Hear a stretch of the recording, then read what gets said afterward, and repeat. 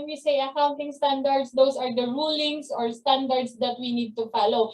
Ibig sabihin, uniform yan. Uniform for all. For the entire Philippines, walang isang negosyo na hindi susunod. Otherwise, it's not a standard. Okay? And for monitoring purposes and for audit purposes, iisa lang yung ino-audit natin. Okay, now as I have said ngayon, ang ASC nag-move na siya into what? International Accounting Standards, or in Philippine setting, it's Philippine Accounting Standards. Okay, clear? Okay, next. Next are the branches of accounting. So when we say yan po ang ating mga branches of accounting. So yan yung, when we say branches of accounting, actually class, ito yung mga ginagawa natin under accounting. Okay, so when we say financial accounting, it deals to in the preparation of our financial statements. Kaya ang pinag-aaralan natin sa financial accounting, it's more on how are we going to present. Alam niyo yung line item niyo sa financial position niyo. We have the cash, receivables, inventory, prepayments, and then the fixed assets, and then we have the liabilities and the equity or the retained earnings sections. Okay, yun. Iisa-isahin natin. Okay, how do we measure? First is how do we recognize? When do we recognize it as cash? When do we recognize it as inventory? Next, valuation method or measurement. How do we initially evaluate, or ano yung initial measurement? How do we initially measure? Then the subsequent measurement. After the subsequent measurement, how do we present it or the presentation on the financial statements? And that's one line item. That's the normal way. And disclosures to financial statement. That is financial accounting. Okay, next. Management accounting. Okay, when we say management accounting, it deals more on the decision making. Okay, it incorporates the cost accounting data, adapts for specific decisions which management may be called upon to make. So ibig sabihin, whatever the decisions the company will make, for an instance, are we going to invest? Are we going to refinance? Are we going to give profits or give dividends? Those are management accounting.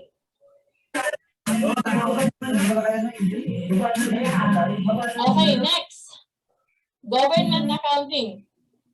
When we say government accounting, okay, it is the proprietary branch of accounting wherein what we account are the government transactions. No? So yun yung government accounting. It's more on the government agencies. Auditing. How about auditing? Yung auditors dito. Okay, when you say auditing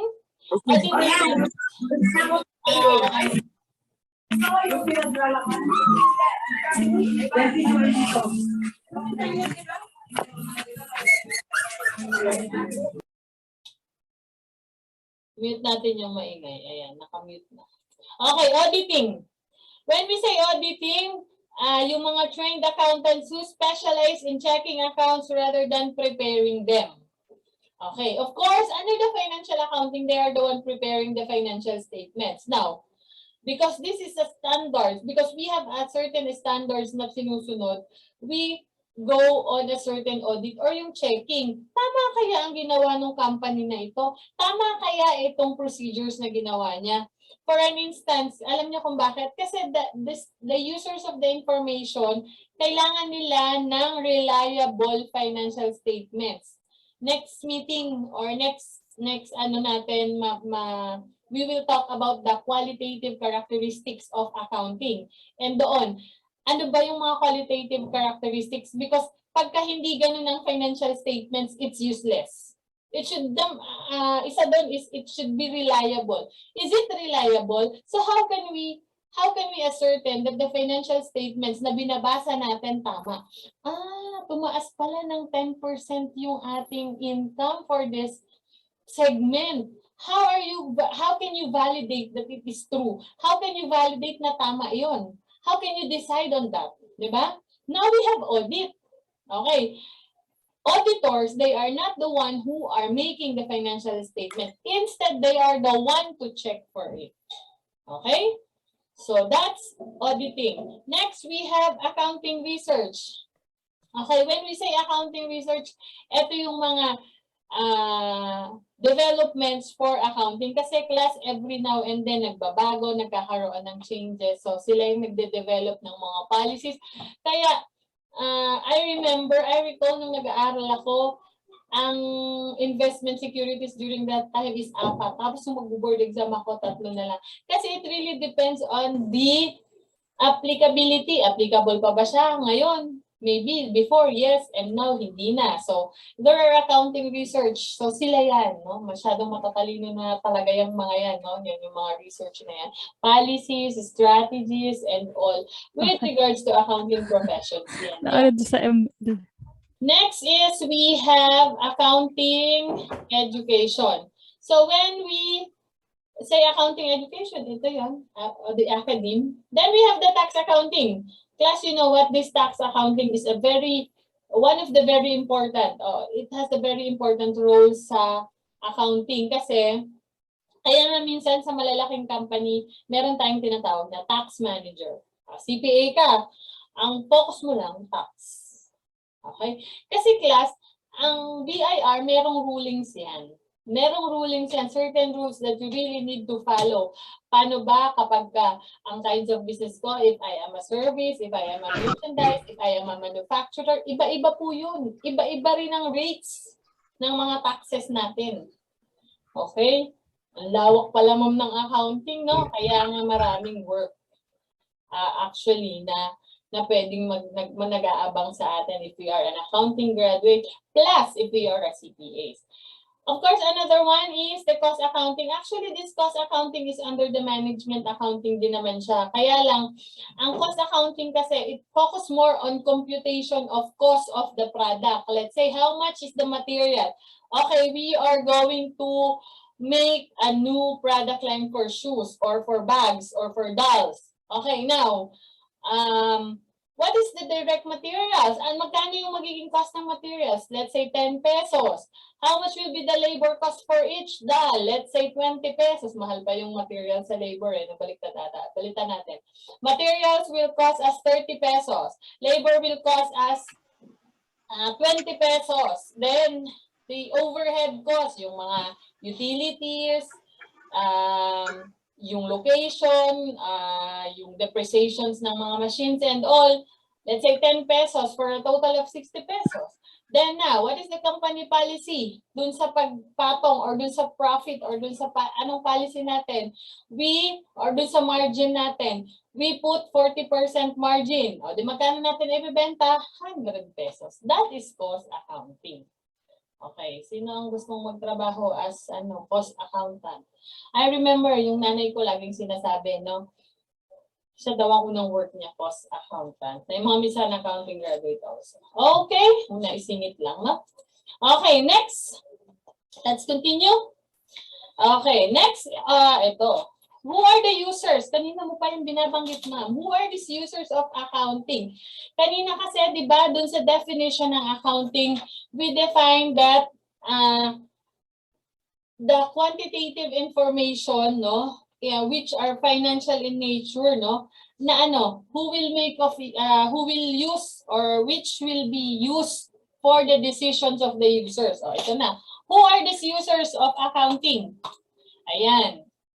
When we say accounting, what do we produce? We produce financial statement. What are those financial statements? Statement of financial position. When we say financial position, ano na ba ang position ng company natin ngayon? Marami tayong utang, malaki na yung assets natin. Ano ba ang status natin ngayon? Performance. How do we perform from previous year to this year? Bumaba ba ang sales natin dun sa ganito? O tumaas ang expenses natin without even increasing the sales? Those are the performance. Now, yun ang pinuproduce ng accounting, no? It's the accounting information. And that accounting information is converted into the financial statements. Now, okay, accounting. We have internal and external users of accounting. When we say let's start with the internal users. These are the management accounting. Why management accounting? Because they decide based on the result. Based on the result of their performance. Ano nangyari last year? Doon sa negosyo natin. Bumagsak. Nagsara ang isang ganito. Nagbukas nga tayo ng isang branch, pero yung branch na yon, instead na magkaroon ng profit, they just incurred more expenses than having any sales. So, anong gagawin natin? Okay, then we have the reports for internal users. When we say custom reports, depende kasi yun, class. Let's say, may product line. Ang hinihingi sa'yo, can you please compute or give me the break-even analysis for this one? Okay, let's say ganun ang sinabi niya, no? How are you going to give that? How are you going to do that? Okay, ma'am, dito po sa product A, break-even po tayo. Dito po sa product B, lower than margin po tayo. Dito po sa product C. So, you can customize the report. Okay? Ano ba yung gusto mo? Ano ba yung gusto mong mangyari? Or ano ba yung gusto mong makita? Okay, I want you to give me profitability ratio. Did we increase or did we nag-increase ba tayo? Nag-decrease ba tayo? Can you please give me? Yan. Okay, yun eh. Yun kasi yung kailangan ng management. You can ask anything under the sun na pwedeng i-provide through the financial accounting or the financial information. Of course, not all under the sun. You can ask, halimbawa, gusto mong malaman, how was our stability? Are we stable enough? Are we stable enough? Pwede mong kunin yun. So, sino ang mga may kailangan yan? We have the directors and CEOs. We have managers and employees. When we say directors, why do they need this financial reports? For them to decide. Are we going to close the segment? Are we going to have a branch? Are we going to close the branch? And so on and so forth. These line managers, pag sinabi natin line managers, yan yung mga nasa operations, what are they going to do? Medyo magbabawas ba ako ng overhead cost ko kasi masyadong malaki? Yung materials ko ba papalitan ko na into cheaper with the same quality? Magpapalit na ba ako ng branding and all? Those are the decisions. Employees. As an employee, di ba, tayo, lalo na pag medyo nagkakaedad na tayo sa isang company, ang tinitingnan natin, stability. Ay, 50 years old na ako ngayon. Plano ko mag-retire ng 60, I still have 10 years. Ito kayang company ko. Ito kayang company na meron ako, is this ABC, itong ABC company ba? Magtatagal pa for another 10 years. So that's the issues of the employees. Mababayaran kaya ako ng retirement plan ko? Nitong kumpanya na to. Ay, buti pa dun sa company na XYZ. Merong mga incentive bonus and all. Kasi may performance bonus din sila based on their financial statement, based on their performance. So, yun ang concern ng employees, right? Okay, now we move on to external users. When we say external users, they are the outside users, outside of the company. So, pag sinabing external users, set ang reports dyan, meaning based on standards, hindi siya customized. Pag sinabing mag-present ng financial statement, so ang ipipresent mo, position, performance, equity, cash flow, and comprehensive income. Yan ang ipapasa mo sa BIR. Yan ang ipapasa mo sa SEC. Okay, yan, mga government agencies. When we say government agencies, the very reason kaya nila tinitingnan yung financial statements mo, are you complying with the set standards? Makikita kasi nila yon. Investors, let's say may mga incoming investors, may listed company na yung company nyo na 50% ownership ka. Ngayon, merong mga gusto, halimbawa, one of my friend wants to, meron siyang pera, may extra money, wants to invest. Saan titingnan niya? Of course, the financial statements. How is the stability? Magkano ba ang shareholder nito? Magkano ba ang naging income nito? How was the trend of this? Yung profitability ba nito? Kapag ilalagay ko sa flowchart or sa chart, pataas ba, decreasing, increasing ba? So, those are the factors. Creditors and loan funders. For an instance, maglo-loan ka sa isang bank. The very reason why they are asking you for the financial statements is Because how much loan can you pay or yung pwede mong ibigay? Paluloanin ko ba ito for a certain 10 million or 100 million? Kaya ba nilang magbayad? Are they liquid? Are they solvent? So yun yung mga questions. Next is trade associations. When we say trade associations, yan yung mga different suppliers, no? Let's say, may mga associations kasi yung mga suppliers natin outside. Ngayon, kung ikaw yung nagsusupply ng gasoline or ng medicines or depende kung ano yung sinusupply mo. Would you think magsusupply ka dito sa company na to na alam mong putok yung parang lulubog, lilitaw lang? Siyempre hindi, kasi pwedeng ma-stop yung negosyo mo. Para ngayong taon, malakas, next year, hindi kukuha sa'yo. So, paano ka rin, di ba? Okay. O kaya naman, kapag, kaya nga yung reputation ng company, tinitingnan mo bago mo siya supplyan. Tama ba? Oo. Branding, di ba? Yung mga sikat, yung mga kilala, yun yung gustong-gusto nating supplyan ng ating mga products and services. So, they are the trades association. Okay. So, are we clear on the users of financial statements? So, na-connect na ba natin ngayon, no? Yung sinasabi ko kanina, dun sa definition ng accounting. As we define accounting, how do we define accounting? Sabi ko kanina, di ba? When we say accounting, it is a service activity. Its function is what? To provide quantitative information, primarily financial in nature, about economic entities that is intended to be useful for making economic decisions.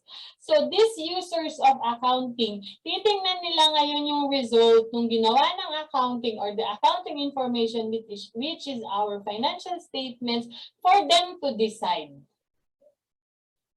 So that's the importance of accounting. That's the very nature of accounting, and that's the function of accounting.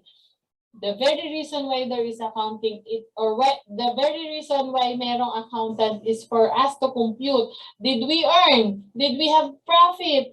Kaya ba natin? Diba? So yun, mag-i-invest pa ba tayo? Mangungutang pa ba tayo? Those are the decisions. That's why accounting is very important. That's why accounting is very broad. Kasi lahat ng klaseng negosyo and all, di ba?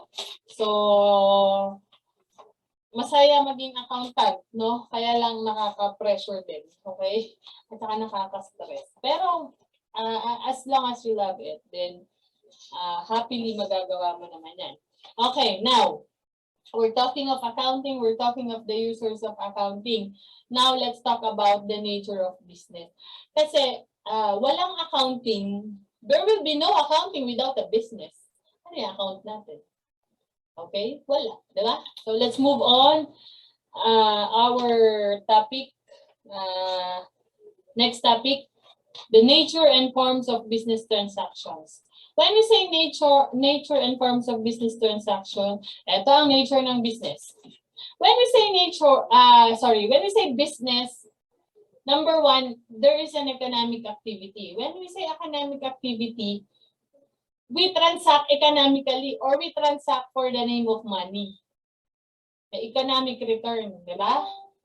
Okay, halimbawa, gumawa ka ng sapatos. Gumawa ka ba ng sapatos for you to give? No. It's for you to sell it. That's an activity.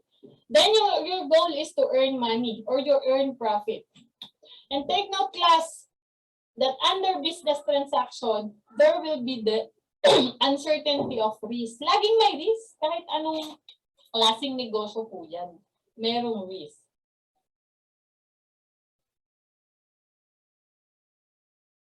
Next, collective transfer of resources. So when we say, excuse me, collective transfer of resources, wait.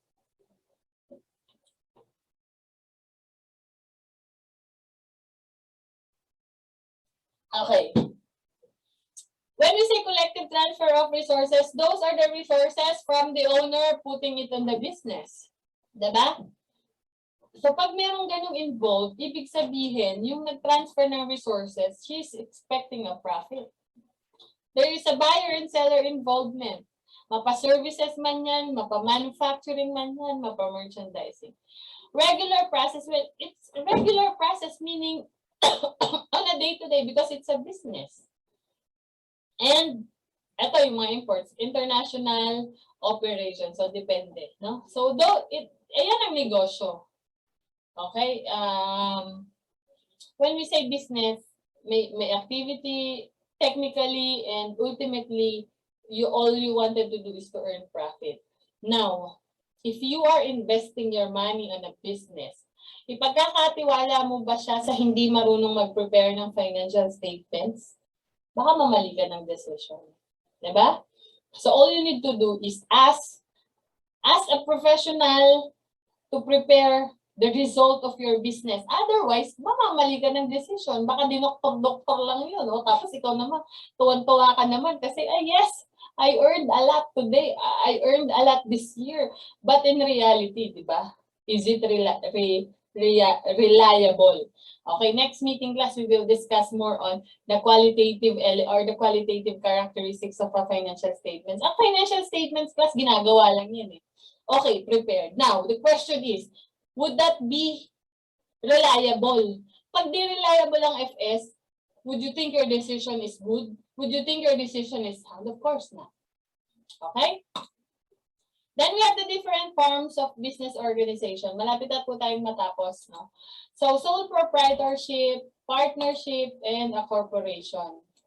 When we say a sole proprietorship, it has a single ownership. Of course, you all know that. Partnership, of course, it owned and operated by 2 or more persons. And the corporations are owned by stockholders. Later, I will discuss more on their advantages. Now, what are the different business activities? When we say business activities, ito yung tatlong madalas na ginagawa, no? Pwede kang manufacturing, pwede kang merchandising, or you're a service business. When you are a service business, your business is to do things. Okay, ano ba yung mga do things? Okay, gagawa ka ng, or magre-repair ka? Are you a repair shop? Are you a laundry, banks, and hotels? Those are services. Ang product mo. Pag merchandise ka, you buy then sell. What are those classic example of a merchandising? We have malls, Save Malls, groceries, Happy Go. Ano pa ba dito sa iba? CSI. Okay, 7-Eleven. Those are merchandising. Next are manufacturing. When we say manufacturing, you started from the raw materials up to the finished product. Tapos yung finished product mo, yan yung ibibenta mo ngayon dito sa merchandiser or merchandising. Sila ngayon ang magbabuy and sell niya. They will buy it from you, then sell. Okay, why is it important to know these business activities for financial statement preparation? Of course, kasi class, di ba when we say accounting, it is an art of recording. Is it possible na yung ginawa mong recording for the service will be the same as recording with the merchandising or with the manufacturing? No. Iba po ang presentation mo ng service business. Iba din po ang presentation mo ng merchandising. Iba din po ang presentation mo ng manufacturing. Magkakaiba yan. So it will really depend on the business activities. Plus, it will really depend what kind of or what forms of organization ba yan. Is it sole? Is it partnership? And it is a corporation. So as we go along with the next chapters, mas maiintindihan nyo siya, no? Ngayon, introduction pa lang naman tayo. Okay. So, last on my topic would be the advantages and disadvantages. So, papasadahan ko na lang ito, no? Don't worry if you want to have or if you want my slides, I can give you my slides. Okay, next. The advantage and disadvantages of the business organizations. Let's start with the sole proprietorship. Of course, when it is operated by one person, advantage dito, you can easily start up. Kasi ikaw lang yan eh. You will decide for your own. The owner has full control and the owner keeps all the profit. Of course, ikaw lang yan. The disadvantages is that limited yung unlimited liability in a sense na kapag nalugi ka, up to your personal. At the same time, limited growth kasi kung ano lang yung meron ka sa bulsa mo, yun lang yung kaya mong invest. Lack of longevity meaning, depende yun sa'yo kung depende yun sa'yo kung gaano mo katagal ang business. Did you know that 75% of all businesses daw ay sole proprietorship in the Philippines? So, I do not know if this is true. Pero parang ano. Okay, so yan. Next, partnership. Ito, okay yung partnership na to. Yung kabilang drawing, nag-away na sila. Okay, advantages. It is also easy to start kasi kung dalawa lang kayo, okay, dalawa lang tayo mag-uusap. More people involved so they can specialize. Okay, sabi nga nila, two heads are better than one. Share decision making, share cost. Iba kasi pag may ka-share ka, di ba? For partnership, also unlimited liability doesn't mean that you are a partners, hindi hanggang dun lang yun. No, it extends to both partners. Kung tatlo kayong partners, it extends to both of you, A, B, C. When we go along, or siguro next, alam ko next sem pa yata yun, yung partnership and corporation accounting. I don't know if it is a part of the course syllabi. So we can discuss, no? Lots of conflict, lack of longevity, and may ka-share ka sa profit. Okay? And of course, last but not the least are the corporations. What are the pros and cons of a corporation? What are the advantages? Pag sinabi kasing corporation class, it has its own, lahat naman yan, it has its own economic entity. Kaya lang yung corporation kasi, hiwalay siya technically dun sa mga owners or yung shareholders is different from the corporation itself. Limited liability advantage. Shareholders' liability is limited to the extent of amount invested. Exactly. Unlike dun sa partnership and corporation, na kapag may liability, it will go on your personal things. Pero ito hindi. Kung ano lang yun, in-invest mo hanggang dun lang. Is availability of capital. So it is relative. Kasi nga naman, mas madali kang magkaroon ng capital kasi kung ilan ang shareholders mo, the fact na kung the more, the merrier, di ba? Then owner, perpetual existence, exists beyond death of man. Let's say namatay ka na or namatay yung managers mo, pwede mag-continue. Unlike kapag partnership tsaka sole, pag namatay yung owner, wala na rin. Dead na rin, di ba? Pero dito hindi. Actually, the corporations exist for 50 years, then you can renew it for another. So, ganun siya kahaba, 50 years. Ownership transfer. If you were an owner of a shareholders, tapos namatay ka, transfer lang yun sa next kin mo. Builds credibility. This form conveys credibility to the creditors, lenders, and customers. Exactly. Kapag ka-corporation ka, yung credibility ng isang company mas higher compared with the partnership and sole proprietor. So, pagka may credibility ka, pwede kang mangutang. Yan yung mga pinalulunong sa bangko. Disadvantage. Setting up is complex process, requires heavy paperwork. Exactly. No, totoo yan. Unlike kapag sole, ikaw lang. Ito kasi pupunta ka pa ng SEC, tapos, madali lang din naman pagka nasanay ka na, di ba? When I was doing my public practice, nagre-register ako ng mga corporations. May mga pro forma naman. Siyempre, pag expert ka, madali sa'yo yan. Then, we have double taxation. Kasi merong corporate tax at the same time, yung mga dividends na nare-receive ng shareholders, itatax din yun sa part ng shareholders. So, double taxation. Conflicts of interest, BOBs and executives may fulfill their personal interests and decisions. Hindi talaga yan maiwasan. Then, lack of business confidentiality. Public reports are available to the competitors. It's true, no? Talaga kasi pagka yung mga reports yung FS, nilalagay po yan or ina-upload natin sa Securities and Exchange Commission for transparency. Kaya, yan. And then extensive rules, mas marami pong rules ang nag-cover for corporations compared with partnership and sole proprietorship. Okay? And that's the end of our class.